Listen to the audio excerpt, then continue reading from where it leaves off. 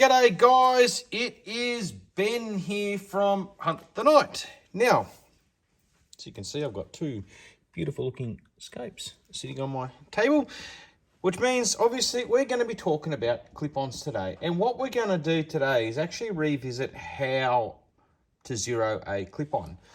The way I'd been doing it was using the internal functionality of the scope, of the actual clip-on devices.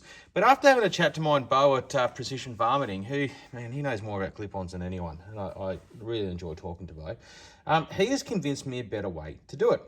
And the better way to do it is actually using our turrets, okay?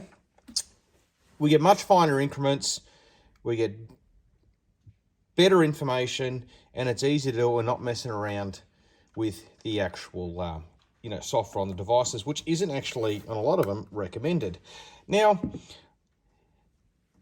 I've got two different scopes here. I've got a first focal plane in my Delta Striker here, and honestly, guys, I would recommend a first focal plane for this type of application, because in my second focal plane, my Bushnell here, the reticle and holdover information is only true when it's at maximum power, and that's pretty much the same with most second focal plane scopes, or if not all. I'm not entirely sure if it's all, but I'm going to say it probably is. So that means that holdover information only works at maximum power, and this it's 12, and there's very few thermal clip-ons that will be okay at 12 power.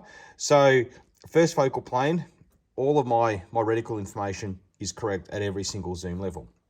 So that's one thing.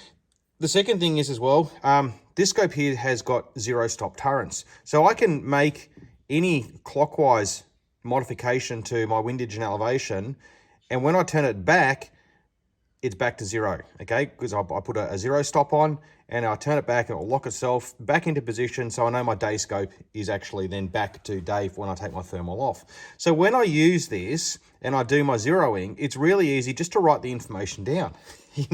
You can write it on the housing, put a bit of tape on, and even with these turrets here, I can say, okay, so say I put my thermal clip-on on, and I shoot a group, and I'm 1 inch high, and I make the adjustments on here, all I got to do is just write it down that I've adjusted, +4 or something like that, okay? And then when I take it off and want to put it back to my day scope, I just reverse that adjustment. Now, I'm going to use a clip-on that wasn't designed to be as a clip-on as our example here on why, this all works.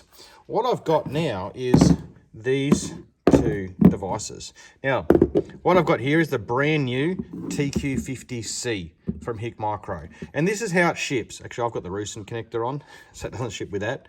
It does if you buy it from us. But it ships as a thermal clip-on. And this is the TQ50, the original one, which isn't designed to be as a thermal clip-on. And the only difference between these two devices is the firmware that's on them, and the TQ50 isn't upgradable to the TQ50C firmware, okay? And the only difference in that firmware is on the menu system, it's in the middle of the screen on the TQ50C, and on here, it's on the left. So it's a little harder under magnification to actually see where the menu is. But I can always take it off and change it. The beauty about the HIKMICRO system is all the buttons up here. I can change my color palettes, I can refresh, I can start my recording and all that from here. So I don't often go into the menu system as it is. When I do go into the menu system, it's to change the brightness and contrast, but it's not too hard to do that anyway, because I can kind of see a little bit of the menu under there. So I can convert this over. I can just take off my eyepiece here.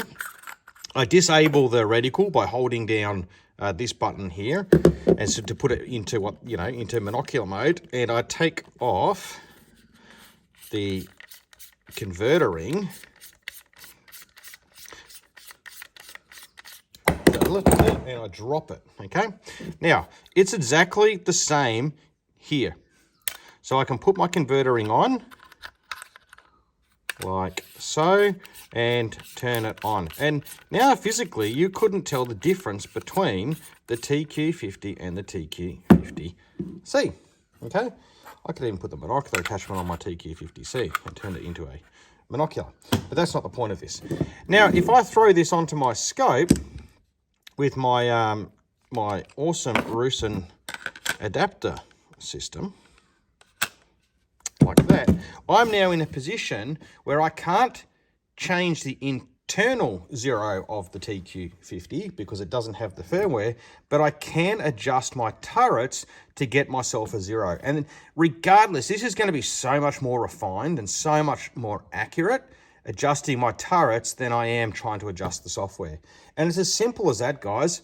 Beau recommends put a piece of tape on here and just make sure your alignment's the same, because there is a technical aspect to this that can change your zeros slightly in terms of the way the screen lines are actually in the unit itself. But if you put a bit of tape across here and just cut it and then just write your windage and elevation from your scope, your adjustments, simple as that, guys. And now you've got a dead set accurate and a lot easier to zero system. And you can use this for the krypton, you can use it for the Infirays, you can use it for the Boruses, you can use it for the HIKMICROs, you can use it for anything. It's just a better way and an easier way to zero your actual thermal attachment to your day scope. So there it is, guys. That's all I got to say. I'll talk to you soon.